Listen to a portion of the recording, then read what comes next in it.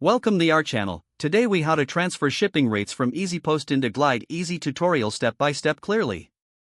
Begin by logging into your EasyPost account. Once logged in, navigate to the shipping section on the left sidebar. Look for the Rates tab within the shipping section. Click on the Rates tab to view your available shipping rates. Select the shipping rates you wish to transfer. Check the box next to each rate for selection. Next, click on the Export button located at the top right corner. Choose the format for exporting your rates, preferably CSV for easy integration. Once the rates are exported, navigate to your Glide dashboard. Log into your Glide account if you aren't already. In your Glide app, go to the Data tab. Select the option to import data from a CSV file. Upload the CSV file you exported from EasyPost.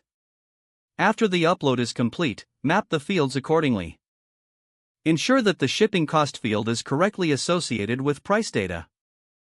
Review the mapped data for accuracy. Click on the Save button to finalize the import. Your EasyPost shipping rates are now successfully integrated into Glide.